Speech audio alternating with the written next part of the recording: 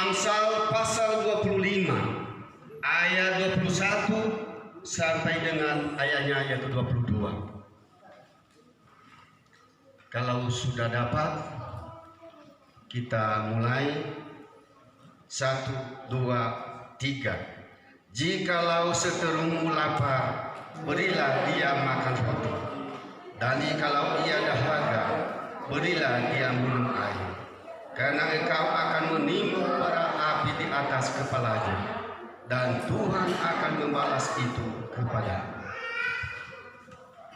Berbahagialah orang yang membaca, mendengar, merenungkan, dan melakukan di dalam kehidupan sehari-hari.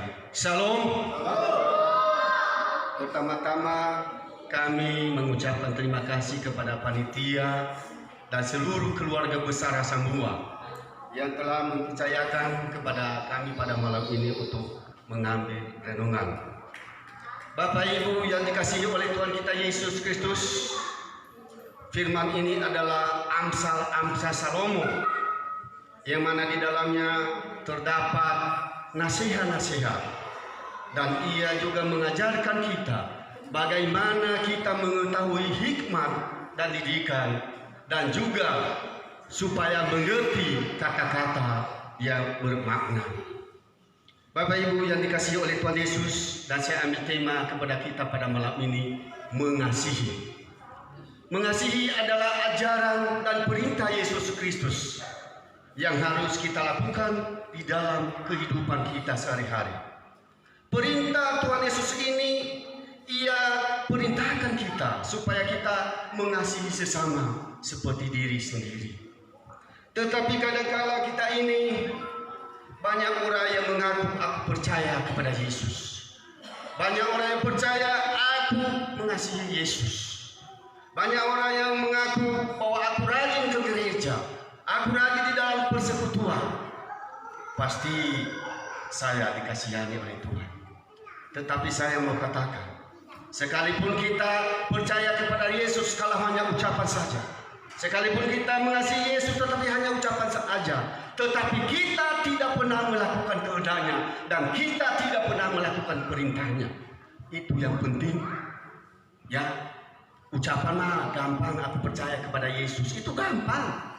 Ya, aku mengasihi Engkau Tuhan, gampang. Tetapi melakukan perintahnya, seperti kita mengasihi sesama seperti diri kita sendiri, itu yang paling berat. Ya, karena kebanyakan kita pada saat ini, ya, kadang kita hanya mengatakan aku mengasihi Engkau. Ya, kasih ini bukan hanya slogan, bukan hanya action, tetapi harus ada tindakan nyata. Ya, banyak orang, aku mengasihi Engkau, tetapi tidak pernah berbuat, tidak pernah berbuat baik. Ya, itu semua omong kosong. Ya, kalau tidak ada tindakan nyata yang harus kita lakukan, karena perintah ini adalah dari Tuhan Yesus, wajib kita lakukan di dalam kehidupan sehari-hari.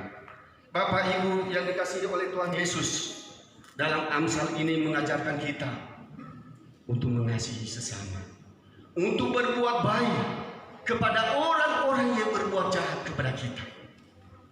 Karena relasi antar umat manusia tidak selamanya berjalan mulus. Kadangkala ada pertikaian, kadangkala ada permusuhan, perseteruan. Ya, karena beda pendapat, karena beda pandangan. Memang tidak gampang. Tetapi itulah kehendak Tuhan dan perintah Tuhan Yesus yang kita harus lakukan. Sebagai anak-anak Tuhan Yesus, kita harus mengasihi musuh-musuh kita. Ya, makanya ia katakan bahwa di dalam Amsal itu yang mengejutkan kita, ia mengajak kita untuk tetap memperlakukan musuh itu dengan kasih. Ya, makanya ia mengatakan, jikalau seterumu lapar, berilah dia makan roti, jikalau ia dahaga, berilah ia minum air. Ya, ini harus benar. Memang ini berat untuk melakukan kayak gini. Ya, bagaimana kita bisa mengasihi musuh? Ya, memang berat. Tetapi ini perintah Yesus. Ini kata firman Tuhan. Ya, kadang kita kalau ada musuh kita, ya kalau bisa mah, ya berjabat tangan aja nggak mau. Ya, menyapa aja nggak mau. Ya, tetapi Tuhan Yesus perintahkan kita harus mengasihi musuh kita.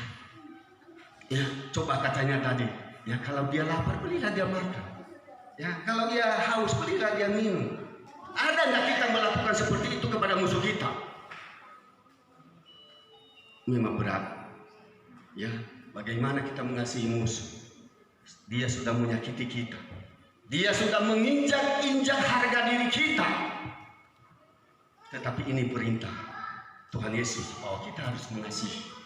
Ya, bukan hanya dengan kata-kata, tetapi harus ada tindakan nyata. Bapak Ibu yang dikasihi oleh Tuhan kita Yesus Kristus, tindakan kasih dan berbuat baik, ya, kita telah menimbun bara api di atas kepalanya. Artinya akan menyadarkan dan membuat mereka bertobat. Ya, kalau kita berbuat baik kepada musuh itu, kita sudah menimbun bara api di atas kepalanya.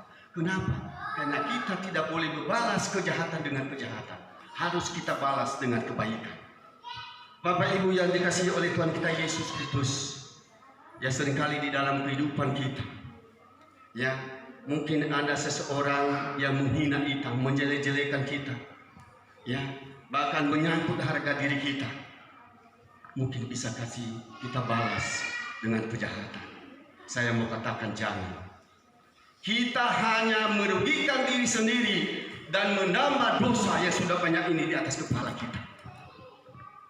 Ya, tidak ada untungnya. Bahkan sekarang kalau kita dengar di daerah sana, bahwa kalau ada musuh itu mereka pergi ke dukun. Mereka membayar sejumlah uang untuk menyangkut, untuk melenyapkan dan menghabisi orang itu. Tetapi kita sebagai orang yang percaya kepada Tuhan Yesus, kita dilarang bahwa tidak boleh membalas kejahatan dengan kejahatan. Kita harus membalas dengan kebaikan. Karena ia mengatakan dalam Roma 12 ayat 17, jangan membalas kejahatan dengan kejahatan. Lakukanlah apa yang baik kepada semua orang. Ini jelas ya. Roma 12 ayat 17. Yang nanti bisa dibaca di rumah. Bahwa jangan membalas kejahatan dengan kejahatan. Lakukanlah apa yang baik kepada semua orang.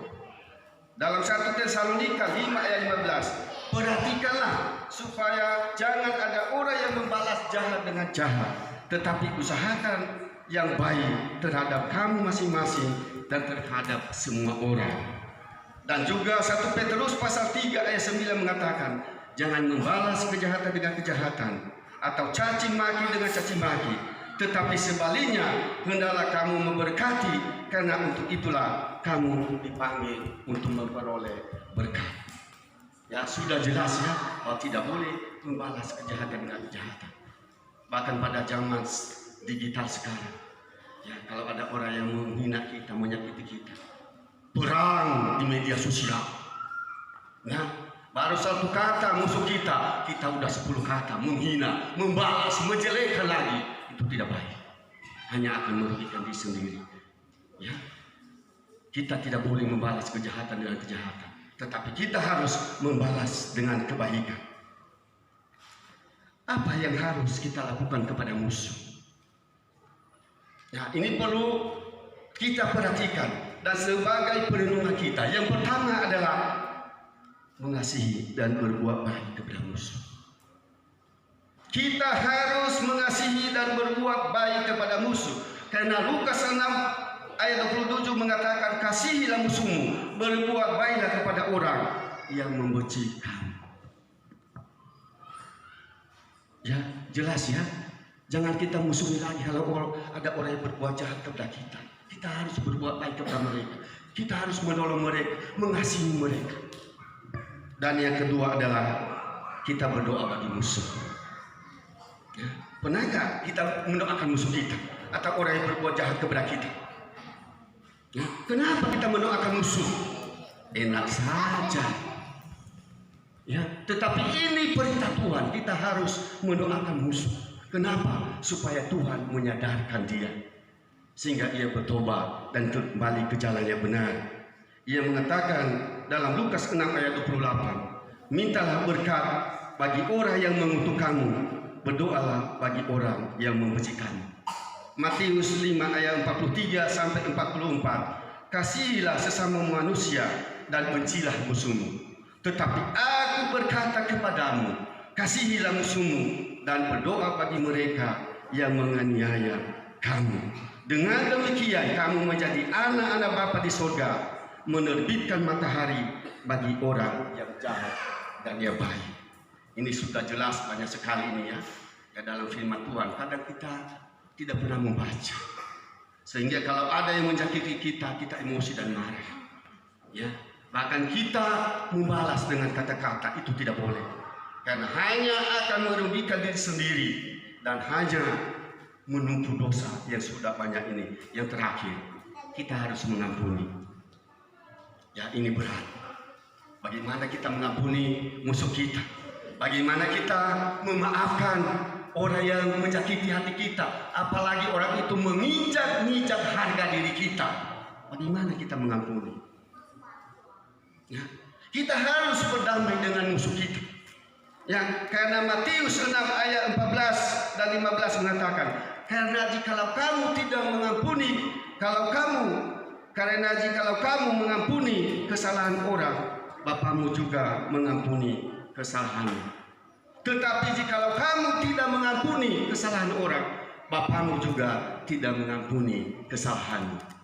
Ini berat. Ya. Ya, kita harus mengampuni ya. Kita harus mengampuni orang yang bersalah kepada kita. Jangan kita pendendam, jangan kita pembenci. Ya, ini firman Tuhan yang mengatakan ayat 15. Tetapi jikalau kamu tidak mengampuni orang, Bapamu juga tidak akan mengampuni kesalahan. Ini memang berat untuk mengampuni. Ya. Kadangkala saya ajar beberapa bulan yang lalu, ya, ada orang yang menuduh saya begini-begini, tetapi justru benar tidaknya saya yang meminta maaf. Memang berat, seakan-akan kita mengemis untuk meminta maaf, tetapi karena ini perintah Yesus bahwa kita harus mengampuni orang yang bersalah kepada kita. Ya, kenapa kita mengampuni? Karena kalau lama-kelamaan kita dendam, timbul kebencian yang menambah dosa kita. Bapak Ibu yang dikasihi oleh Tuhan kita Yesus Kristus, mengapa kita membalas kejahatan dengan kebaikan? Karena Tuhan Yesus telah membalas segala dosa kita dengan menebus di atas kayu salib. Ya. Dan siapapun yang berbuat jahat kepada kita, kita harus membalas dengan kebaikan. Sebab barang siapa yang menabur buah yang baik, ia akan menuai hasil yang baik juga, dan sebaliknya. Ya, jadi kalau kita menabur kebaikan, terutama kepada musuh kita, kita juga akan menuai buah yang baik. Semoga firman ini menjadi perenungan kita yang kita harus lakukan di dalam kehidupan sehari-hari. Mungkin ada yang tidak membaca semua firman ini, dan makanya saya ingatkan bahwa yang pertama, musuh kita harus kita mengasihi, berbuat baik kepada mereka. Yang kedua adalah harus kita berdoa untuk mereka. Dan yang ketiga adalah kita mengampuni orang yang berbuat jahat kepada kita. Semoga firman ini menjadi kekuatan di dalam kehidupan kita.